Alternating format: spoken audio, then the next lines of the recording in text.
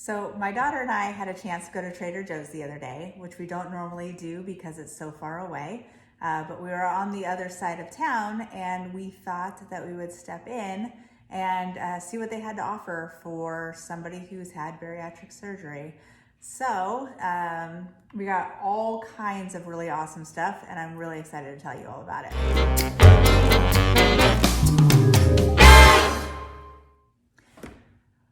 So we went to Trader Joe's, my daughter and I, when we were on the other side of town yesterday. And our trip was a little unique in that we had to stick to purchasing things that weren't in the freezer or the fridge area because we weren't going home anytime soon. So we purchased things and they had to sit in the car for a few hours. So I'm going to show you some of the things that we picked up. They had a lot more that we could have purchased that we left there, but these are some of the things that we thought that we might enjoy. And I did get some things that I thought were odd and unique, so we could try them. And then we got some things that were a little bit safer. So one of the first things I saw were artichoke hearts. So my daughter and I really like eating artichokes. We dip them in a bit of light mayo and some garlic powder. And so artichoke hearts are always good in a pasta, and I like my pasta now using miracle noodles. So in a pasta with some sauce or a salad, something like that. So I thought I'd try these artichoke hearts. And I'm gonna look up some recipes on Pinterest because right now Pinterest is my best friend.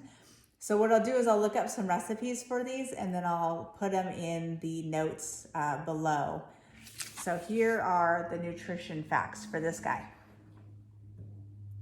So not too terrible. Remember, it is a veggie. And so all they did was clean off everything and leave the hearts. And it looks awesome. Okay, and the next thing we got were, I've been craving crunchy things lately, but I really want to stick to avoiding chips and things like that because I think it's a slippery slope for myself. So I tried the broccoli florets. And so these are freeze dried and it's broccoli, rice bran oil, and salt. And I was really pleasantly surprised at how good these tasted. Now, I wouldn't say that I would write home about them and say how amazing they were and that they were a great alternative to nacho cheese Doritos. I mean, that's a far cry, but it's really good for, to get rid of your crunch fix. The serving size on the back is for an entire bag. And I probably ate, this bag is 1.4 ounces. So yesterday I had 3 florets. So that was probably 0.2 ounces or something like that. So just a little bit at a time, but here are the nutrition facts for this guy. So like I said, it was a nice crunch. It is something that you could use to dip in. So you could use it in your favorite dip or hummus or something like that as an alternative to like fresh fruit or fresh veggies if you wanted to, or an alternative to like pita chips. So I thought that was a fun find and a fun purchase. And something similar along that line were crispy, crunchy okra. And these were actually a lot better, I thought, than the broccolini. And my daughter tried both of them and she did like the okra better, but neither one of them were really her cup of tea. But for me, for somebody who hasn't had anything like chips or crackers or anything similar with a crunch to it in a few months, these really hit the spot. They were really crunchy and it was really nice to have as a little treat. And the best thing about it, nobody else is going to steal my treats. They're going to be for me because they're going to look at it, think it's a veggie, and then walk away from it. And the last thing on the crunchy side that I got was seasoned kale chips. I've always wanted to try these and I've always been a little weary of them. Usually when I eat kale, it's in a smoothie or in my zuppa toscana recipe that I make with cauliflower instead of potato. So those are really the only 2 times I eat kale, maybe in a salad. But I wanted to try the kale chips, and similar to the okra and the broccolini, they just satisfied a crunch, and I just had a few of them. and a little goes a really long ways for me. So I could have one or two of each and then be satisfied for a while. We did get a little bit of a treat yesterday. So these keto fudge bites. My daughter tried one, I haven't tried it yet, and she said they were very, very, very chocolatey. And they come, which is really nice, in individual packs. And so the individual packs, it's nice, you just throw it in your purse or whatever if you want to have it later, or if you're if you know you're going to be out and about and you need something. But what I really liked about this is it only has 2 grams of net carbs. So you're eating a super fudgy brownie bite that only has 2 grams of net carbs. So that was kind of nice.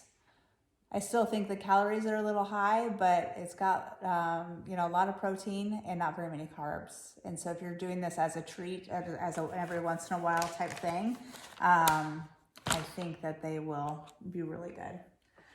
Then I have been craving pickles for a really long time, and for whatever reason, I haven't been picking any up. But I saw this cute little bottle of pickles at Trader Joe's, and they're the little itty bitty gherkins, which I think will be tasty because I can have 2 or 3 of them. And then again, it's that crunch and it's the salty dill. That'll be really tasty. And then there's the nutrition on those guys. And it's just a small little jar, one that won't go to waste because I can't eat very much at any one time. So that's one thing I'm always worried about, is buying food that's just for me that nobody else will eat and it going bad before anybody else has an opportunity. Or before rather, I have an opportunity to eat all of it. So I had to keep that in mind when I was at Trader Joe's. I did get everything but the Elote seasoning blend. So this is the seasoning that they use on street corn. So when you go and get street corn and they put the mayo on it and all the seasoning, so this is the seasoning that goes on it. It smells delicious. I opened it up, and this, I think it'll be really good on like chicken and fish, cottage cheese, those kinds of things. Throw it in a recipe. I think that'll be really tasty, and it smells delicious. So I wanted to get these unique seasonings because you don't find those seasonings generally at your regular grocery store. A lot of times they have them at the specialty grocery stores. Like everything but the bagel seasoning. And so this is one that everybody on my bariatric group on Facebook has been saying that you need to purchase. It's like the one seasoning that everybody, hands down, has suggested go and buy. So I thought I'd buy it. You can use it in all kinds of things. Again, you can use it in chicken and fish and your cottage cheese or whatever you're making. If you're at the point where you're eating steak, I'm sure you can have it on your steak. But it smells delicious. And I think it'll be really tasty. And so anyways, I got 2 of them because I didn't want to run out, and Trader Joe's isn't nearby. So I thought I would get 2 and make it last forever. I also got the furikake. This is a seasoning that my daughter and I get whenever we go out and get a poke bowl. So lately what we've been doing is sharing poke bowls. So we'll get a large one when we go and get poke. And then I'll eat some of the fish off of it, and then she'll eat the rest. But the furikake is one of the seasonings that we get on it that we love. So I thought that I could get some tuna at the grocery store and put it on that. It says that you can sprinkle it on rice, eggs, ramen, fish, popcorn, and then it says, or any food of your choice. So there it is. And it's not a heavy flavor, it's a real light flavor. So it goes really good with like a light fish or a tuna. It doesn't overpower it, just gives it enough seasoning. There you go. Next thing I got was olive tapenade. So I love, love, love olives, and I've been really craving them lately for whatever reason. But this is a good thing to use as a seasoning or a topping to fish or chicken while you're cooking it. Or if you have keto bread, toast it, and then you've got toast points, and then you've got your olive tapenade. And so you can do that guy. There you go. I hope these labels aren't too blurry for you guys. So this will be good. Again, it's one of those things that it's going to be too big for me to really eat all of it before it goes bad. So I really need to find a time when I can use most of it for the whole family and then be able to eat on it the next couple of days. So I'll save that until we find a good recipe for that guy. And then I got artichoke antipasto. And so this guy is really good. Again, on like a toast point, you could do it with your chicken or your fish. And it's really tasty. It's got artichoke, sunflower oil, olive oil, onion, vinegar, salt and spices, and then some garlic in there. And so I thought that would be really tasty to cook with. It'll be really good with pasta. And again, I'm not doing pasta with the traditional flour pasta. I've been using palmini, and I've been using the miracle noodles. And so I use those to make my pasta. Then we tried a few bars. I haven't tried them yet, but we bought a few bars. So this one's a Power Crunch bar. So here you go. It's crunchy in the inside. It's got like a wafer, almost like a Kit Kat, I guess. And so this one's peanut butter fudge. And it's got 215 calories, so it's definitely gonna be a meal for me. But it only has, it has 11 grams of net carbs. And then 13 grams of protein. So this would be like a meal replacement. It'd be one of those days where the meals I have planned for that day are mostly protein, and then this would be my carb load for the day. Similar with, so I got a couple of Quest bars. So this one is the chocolate chip, and there's nutrition on that one. So like I said, I would use these as an entire meal bar, but you know, on one of those days where I was eating more protein, or if I might take it like going hiking, those kinds of things.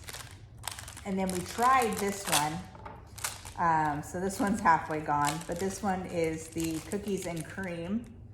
And I really like this one. It kind of tasted like there was a little bit of an Oreo on the inside of it. So here's the nutrition on that one. And then I want to show you what it looks like on the inside, the density of it. So it's a really dense bar. See? See, it's kind of hard to pull apart. Really dense. It's not sticky or anything. It's just a really dense bar. And so I like that. Half of it was a meal for me. So the other bars, half of them might be a meal also, which is really nice because then it makes the bar last longer. And then we went for some fresh fruit. My daughter likes to try new and unique fruit. And so we picked up 2 different kinds. We picked up tiger figs. And so they're tiny. You can eat the skin on these. We had to Google to see how to eat these guys. Do you have to peel them? Like, what's the deal with it?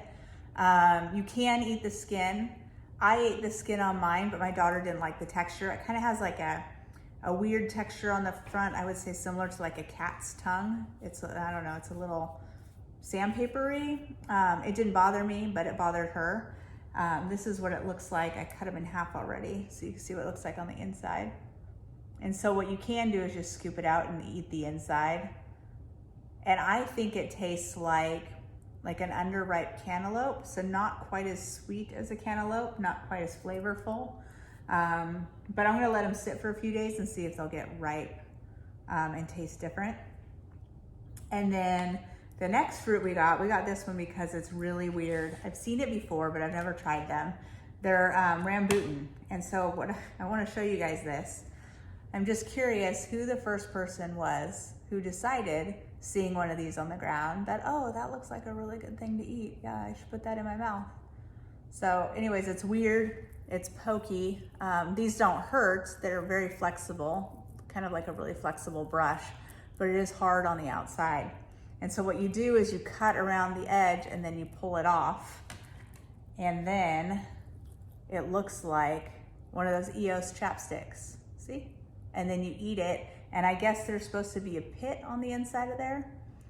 So then you eat it and then you've got your rambutan fruit. But I thought this was interesting and fun. I'm eating some fruit, not a lot. but I thought these guys were kind of fun, and we don't have them at my normal grocery store. And we always like to try new things and see, you know, see how we like them. So another thing we got, and the last thing we got, were jicama wraps. And these, I've been watching people post about these like crazy on my Facebook groups. And I've wanted to try them, and so we bought them when we went to Trader Joe's. And the jicama wraps, there's 6 of them in here, and what they do is they, here, I'll just open it up and show you.